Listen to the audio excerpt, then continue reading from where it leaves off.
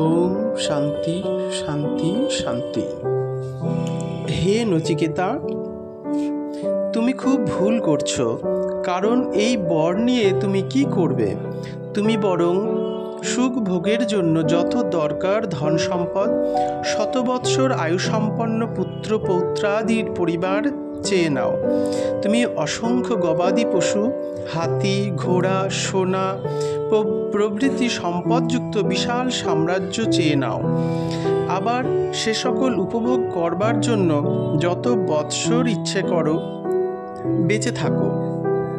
হে নচিকেতা, যদি তুমি প্রচুর ধনরত্ন, দীর্ঘ জীবনের উপযুক্ত জীবিকা স্বরূপ সুখ সম্পদ অথবা আরও যত সুখ মানুষ ভোগ করতে পারে সম্মিলিতভাবে সেই সুখকে ওই আত্মতত্ত্ব বিষয়ক বরের সমতুল্য বিবেচনা করো, তবে সেসব আমার কাছে চেয়ে নাও।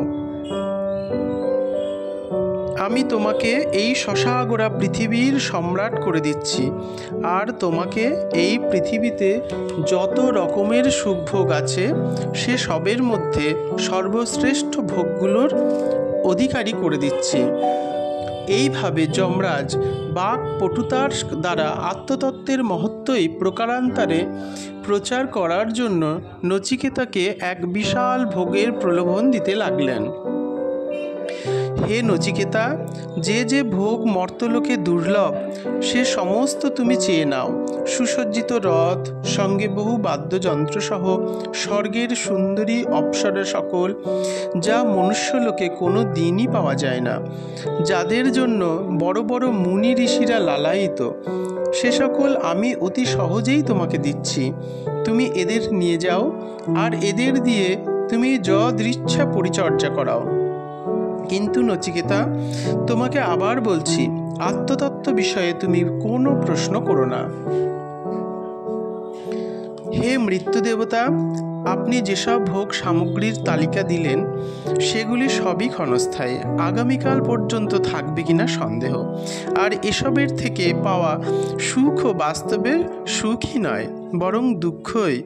এসব ভোগ সামগ্রী প্রকৃত মঙ্গলদায়ক তো নয়ই, বরং মানুষের ইন্দ্রিয় শক্তি আর ধর্মকে ক্ষয় করে দেয়। আপনি যে দীর্ঘ জীবন দিতে চাইলেন তাও অনন্তকালের তুলনায় অতি অল্পই। যখন ব্রহ্মা আদি দেবতাদের জীবনই অল্প, যখন একদিন তাদেরও বিনাশ হয় তাহলে অন্যদের কথা আর কি আছে? অতএব আমি এসব কিছুই চাই না। ওইসব রথ, হাতি, ঘোড়া, সুন্দরী নারী এবং তাদের নাচ গান আপনার কাছেই থাক। আপনি তো জানেন, ধনের দ্বারা মানুষ তৃপ্ত হয় না। আগুনে ঘি ঢাললে যেমন আগুন আরও তেজে দাও দাও করে জ্বলে ওঠে, সেই রকম ধন এবং ভোগের প্রাপ্তিতে ভোগ বাসনা আরও তীব্রভাবে বৃদ্ধি পায়। তৃপ্তি কোথায়? সেখানে তো দিন রাত শুধুই অপূর্ণতা, ফলে সর্বদাই জ্বলে মরতে হয়। কাজেই ওইরূপ দুঃখদায়ক ধন এবং ভোগ কোনো বুদ্ধিমান ব্যক্তি চাইতে পারে না। আমার জীবন রক্ষার জন্যে যতটুকু ধনের প্রয়োজন সেটুকু তো আপনার দর্শনের ফলে আপনা আপনি পেয়ে যাব। দীর্ঘ জীবনের কথা আর কি বলবো, সেও যতদিন আপনি মৃত্যুর অধীশ্বর থাকবেন ততদিন আমার মরণেরও ভয় নেই। অতএব কোনো দিক দিয়েই অন্য বর যাচা করা আমার ধারণায় যুক্তিসঙ্গত নয়। আমার প্রার্থনা একমাত্র ওই আত্মতত্ত্ব বিষয়ক জ্ঞানই। এর পরিবর্তে অন্য কোনো বরই আমার কাম্য নয়। হে যমরাজ, আপনিই বলুন, আপনার মতো অজর ও অমর মহান দেবতাদের দুর্লভ অমোঘ সঙ্গ লাভ করার পর মরজগতের জরা মরণশীল এমন কোন ব্যক্তি আছে যে রমণীর সৌন্দর্য, বিলাস, নৃত্যগীত, আমোদ প্রমোদে মত্ত হয়ে তাদের প্রতি দৃষ্টিপাত করবে আর এই জগতে দীর্ঘকাল বেঁচে থাকাকে আনন্দের মনে করবে?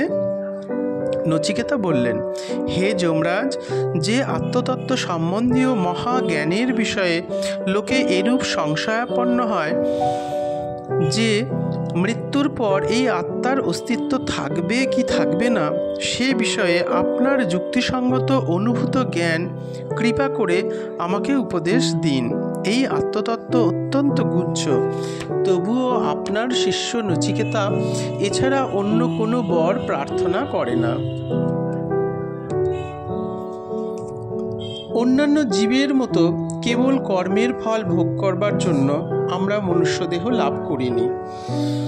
এই দেহ দ্বারা মানুষ ভবিষ্যৎ সুখদায়ক শুভ কর্মের অনুষ্ঠানও করতে পারে।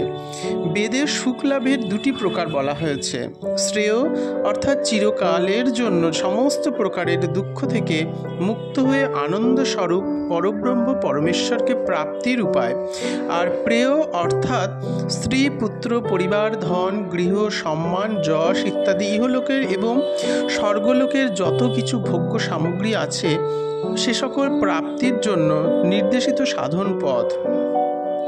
এই উভয় প্রকারের সাধন পথ নিজ নিজ বৈশিষ্ট্য প্রকাশ করে মানুষকে নিজের দিকে আকৃষ্ট করে তাকে আবদ্ধ করে রাখে। ভোগের দ্বারা প্রত্যক্ষ এবং তাৎক্ষণিক সুখ পাওয়া যায়। এই ধারণার বশবর্তী হয়ে মানুষের পরিণাম কি হবে না বুঝে প্রেয়র দিকেই অগ্রসর হয়।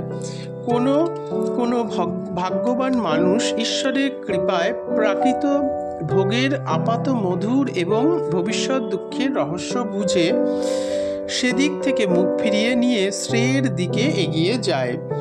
এই দুই ধরনের মানুষের মধ্যে যে শ্রেয়কে বরণ করে তৎক্ষণাৎ সাধনায় প্রবৃত্ত হয় তার সর্বপ্রকারেই মঙ্গল সাধিত হয়। সে সর্বতোভাবে সব রকম দুঃখ থেকে মুক্ত হয়ে অনন্ত অসীম আনন্দ স্বরূপ সেই পরমাত্মাকে লাভ করে। কিন্তু যে মানুষ সংসারের সুখের সাধনায় ব্যস্ত হয়ে পড়ে সে মানুষ জীবনের পরম লক্ষ্য অর্থাৎ পরমাত্মার প্রাপ্তি স্বরূপ যথার্থ প্রয়োজনকে সিদ্ধ করতে ব্যর্থ হয়। ফলে সে নিত্য এবং আত্যন্তিক সুখ লাভে ব্যর্থ হয়। সে ভ্রমাত্মক সুখরূপী ওই সকল অনিত্য ভোগ লাভ করে যা বস্তুত দুঃখস্বরূপ।